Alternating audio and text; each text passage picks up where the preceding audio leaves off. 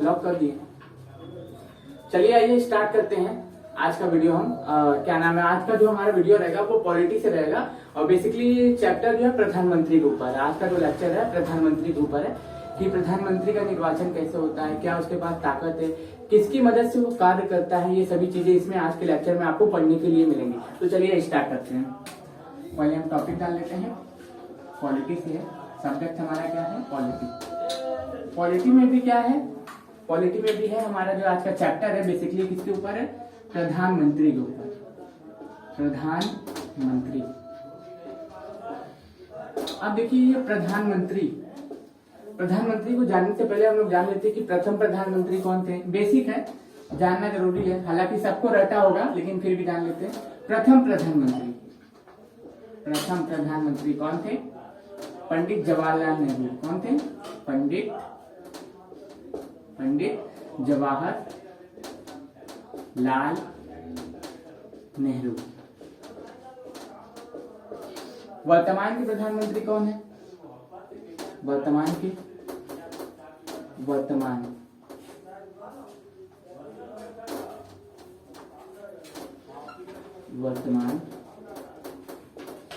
प्रधानमंत्री कौन है, श्री नरेंद्र मोदी। इनको भी श्री लगा सकते थे लेकिन लगाना भूल गए। तो कौन प्रथम प्रधानमंत्री कौन थे, पंडित जवाहरलाल नेहरू। वर्तमान के प्रधानमंत्री कौन है, श्री नरेंद्र मोदी। कौन है, नरेंद्र मोदी। अगर पूरा नाम तो पूछे ना, नरेंद्र दामोदर दास मोदी आप बोल सकते हैं, ठीक।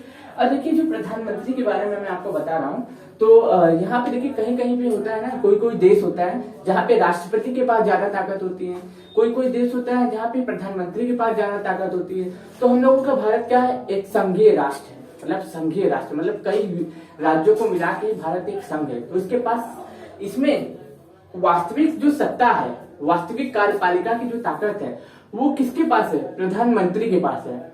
लेकिन नाम मात्र का हेड बन के कौन बैठा रहता है, राष्ट्रपति बैठा रहता है। अब देखिए हम जैसे कि बात करते हैं, जैसे कि भारत की बात करें, इंडिया की बात करें, तो इसमें क्या होता है, यहाँ पे लोकसभा है, ठीक, राज्यसभा है, ठीक, और प्रेसिडेंट है। इन तीनों को मिला के क्या बनता है, हमारा संसद बनती है। क्या बनती है, संसद बनती है।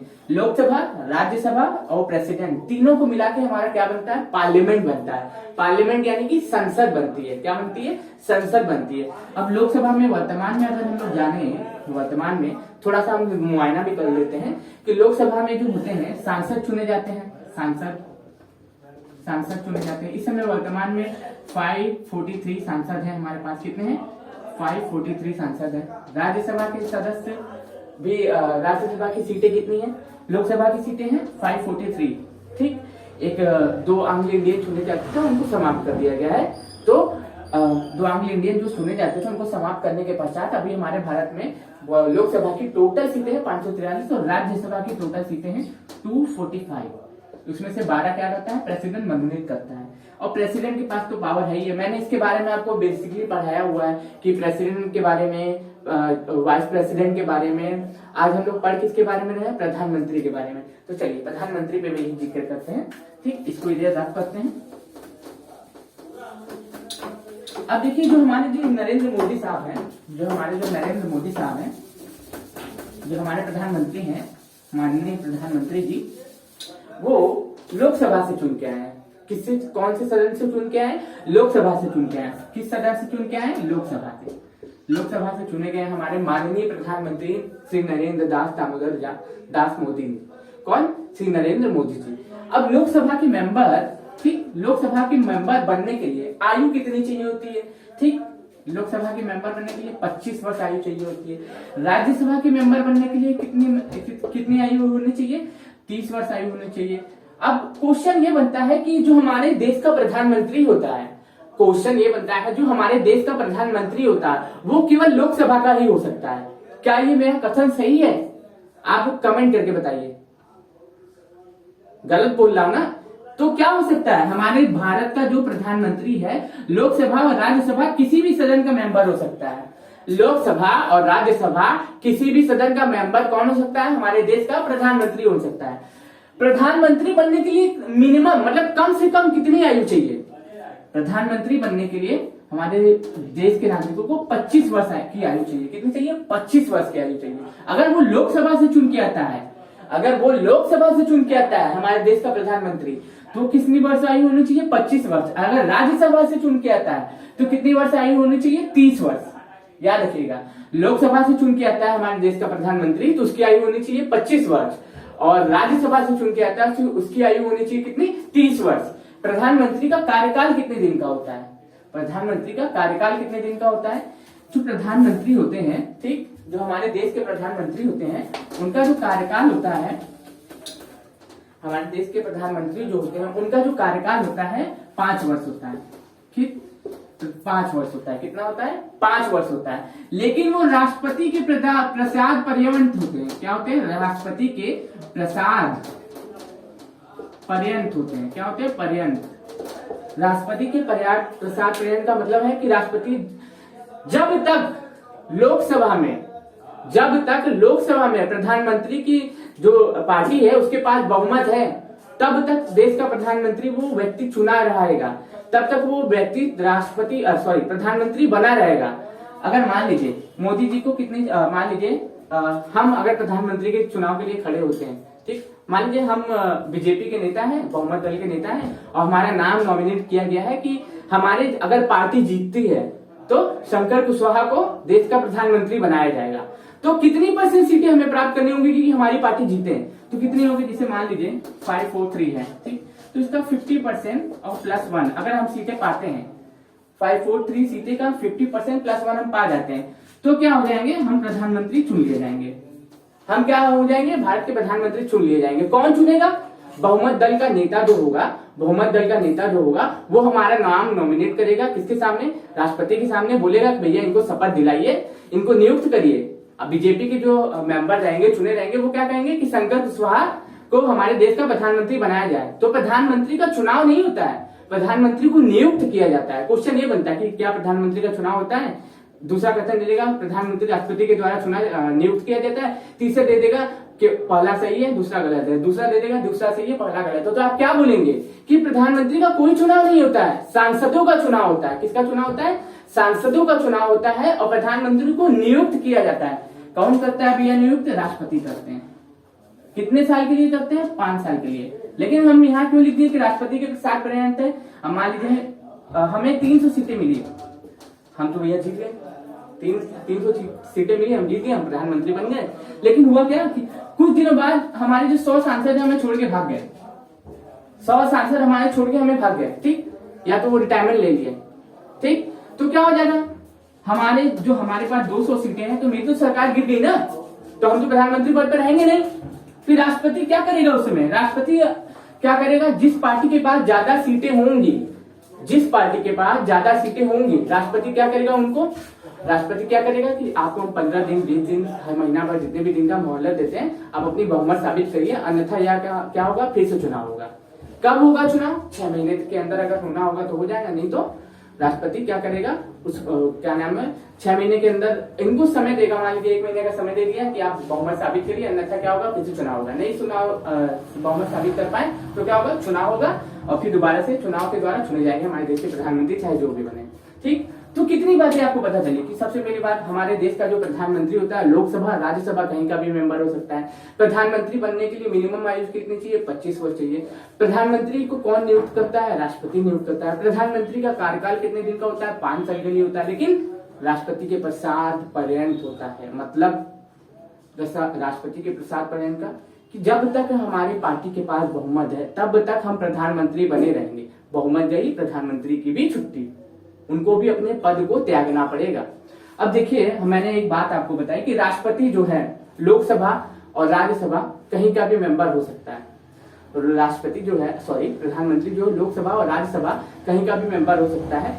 लेकिन वो अगर लोकसभा का मान लीजिए वो लोकसभा का भी मेंबर नहीं है, राज्यसभा का भी मेंबर नहीं है, ठीक, लोकसभा का भी मेंबर नहीं है, राज्यसभा का भी मेंबर नहीं है, लेकिन वो व्यक्ति कोई ऐसा व्यक्ति हो जो बहुत ज्यादा माननीय हो, बहुत ज्यादा नॉलेज हो, जिसके पास बहुत ज्यादा जानकारी हो, उसको हमारे राष्ट्रपति साहब क्या करते हैं? प्रधानमंत्री की शपथ दिला देते हैं। एक क्वेश्चन ये बन गया कि राष्ट्रपति साहब किसको शपथ दिलाते हैं? प्रधानमंत्री को। प्रधानमंत्री को शपथ कौन दिलाता है? राष्ट्रपति साहब दिलाते हैं। अब मान लीजिए लोकसभा के भी हम मेंबर नहीं है, राज्यसभा के भी मेंबर नहीं है, फिर भी हमें प्रधानमंत्री बना दिया जाता है, तो हमें 6 माह के अंदर या तो लोकसभा की या तो राज्यसभा की सदस्यता लेनी पड़ेगी, या तो लोकसभा की या तो राज्यसभा की सदस्यता लेनी पड़ेगी, अन्यथा हमें हमारे पद को त्यागना पड़ेगा। तो इससे क्या पता चलता है, चाहे लोकसभा का मेंबर हो ना हो, राज्यसभा का मेंबर हो ना हो, भारत क्या नाम हो, उसको प्रधानमंत्री नियुक्त किया जा सकता है, प्रधानमंत्री अपॉइंट किया जा सकता है। लेकिन कितने दिन के लिए? 6 महीने के लिए। अगर वो लोकसभा और राज्यसभा में से कहीं एक जगह की क्या लेगा, अगर सदस्यता नहीं ले पाया तो उसको अपने पद को क्या करना पड़ेगा, उसी वक्त त्यागना पड़ेगा, 6 महीने का अगर भीतर नहीं लेता है तो। इतनी चीजें आपको प्रधानमंत्री के बारे में पता चली। अब देखिए कुछ उनके कार्यकाल, उनके कुछ कार्य भी देख लेते हैं। अब देखिए राष्ट्रपति के पास देखिए कुछ शक्तियां होती है। 74 याद रखिएगा, आर्टिकल नंबर 74। इसमें क्या है, मंत्री परिषद की बात की गई है। किसकी? मंत्री परिषद। राष्ट्रपति की सहायता के लिए एक मंत्री परिषद का गठन किया जाता है। राष्ट्रपति की सहायता के लिए एक मंत्री परिषद का गठन किया जाता है। याद रखिएगा वो कौन से आर्टिकल में लिखा हुआ है? 74 में लिखा हुआ है।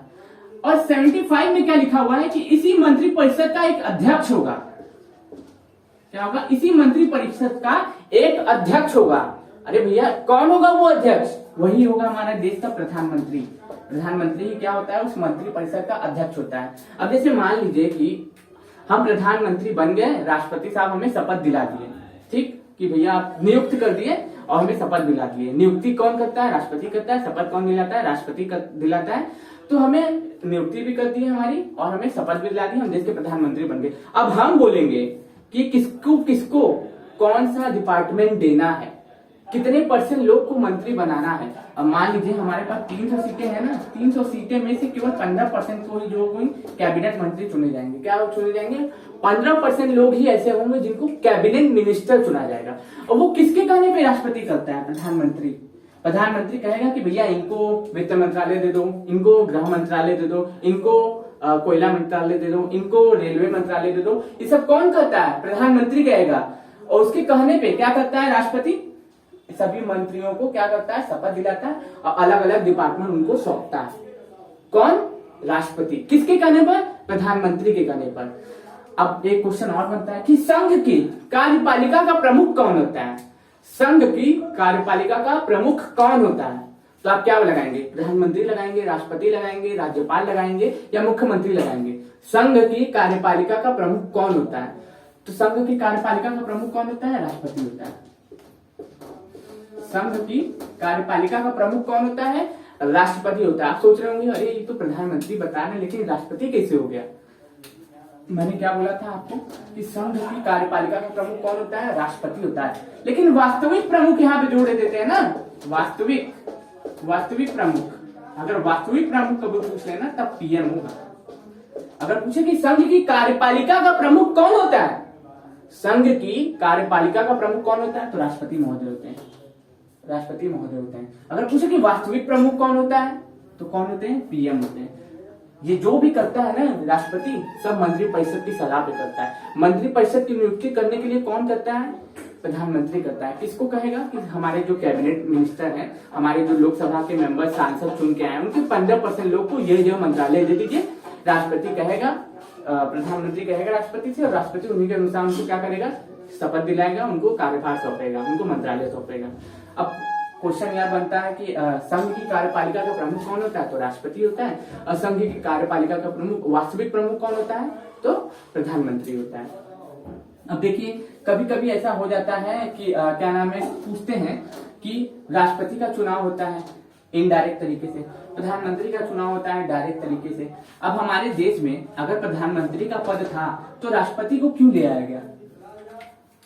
अब क्वेश्चन बोलता है ना कि अगर हमारे देश में राष्ट्रपति, ठीक, अगर मान लीजिए हमारे देश में प्रधानमंत्री का पद था तो राष्ट्रपति का पद ले आने की जरूरत क्या थी?